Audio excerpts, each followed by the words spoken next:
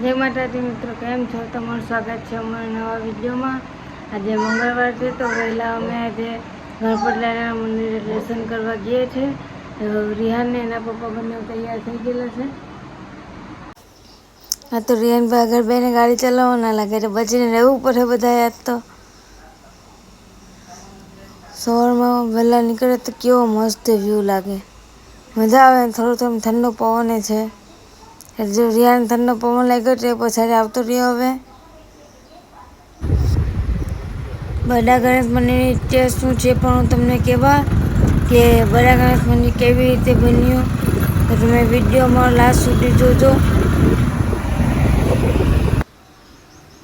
બડા ગણેશ આવીને નારિયેલ ને ફૂલ ને એવું લઈ લીધું છે ને અમે ગઈએ છીએ હવે અંદર। અહીંના સ્થાનિક લોકોએ ગણેશ ચતુર્થી નિમિત્તે ગણપતિજીની સ્થાપના કરી હતી। અહીં પહેલાંના સમયમાં મંડપ ને એવું કંઈ હતું નહીં તો બહાર ખુલ્લામાં જ ગણપતિજીની સ્થાપના કરતા હતા। તો ભારે વરસાદના કારણે લોકોએ એવું વિચાર્યું કે ગણપતિની મૂર્તિ બીજી જગ્યાએ આપણે સ્થાપના કરીએ। લોકો એનાથી મૂર્તિ ઉપાડવાનો પ્રયત્ન કરે પણ મૂર્તિ ત્યાંથી ઉપડતી નથી। કોઈ ઘણા લોકોએ ટ્રાય કરી તો પણ મૂર્તિ ત્યાંથી હતી નહીં। પછી ત્યાંના સ્થાનિક લોકો નેટ સૂઈ ગયા હતા મૂર્તિ પાસે ને સવારે જઈ ગયા તો મૂર્તિ વિશાળ બની ગઈ। તમે જોઈ શકો છો કે એવી મૂર્તિ છે ત્યારે। પછી ત્યાંના સ્થાનિક લોકોએ અહીંયા બડા ગણેશ મંદિર બનાવ્યું। ત્યાં મંદિરે આવીને માનતા કરો તો મારી માનતા અવશ્ય પૂરી થાય છે। રિહાન બહાર આવીને હનુમાન દાદાએ પગે લાગે છે। પગે લાગવાની જગ્યાએ ફૂલે લઈ લીધો અંતે।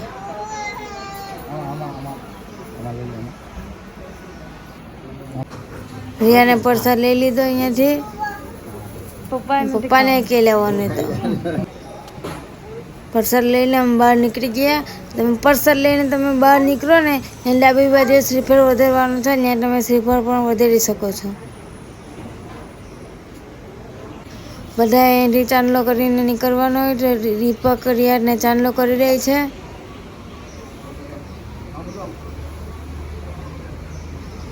આમ જો રિયાને એના પપ્પાને ચાંદલો કરવાનો લાગે। હા તો હાથમાં એના પપ્પાને ચાંદલો કરી દીધો।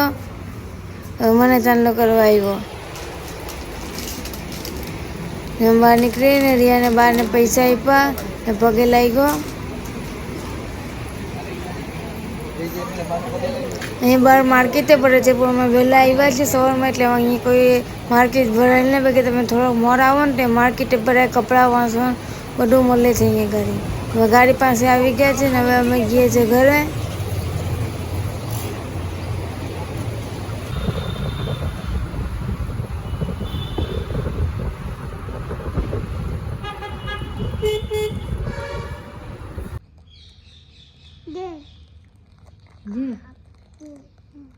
પ્રસાદ તો આપી દીધો કે ક્યાંથી પ્રસાદ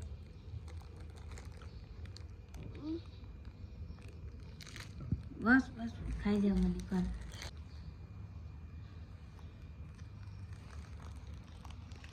ફ્રેન્ડ્સ તમને અમારો વિડીયો ગમ્યો હોય તો વિડીયોને લાઈક શેર કરીને અમારી ચેનલને સબસ્ક્રાઈબ પણ કરી દેજો।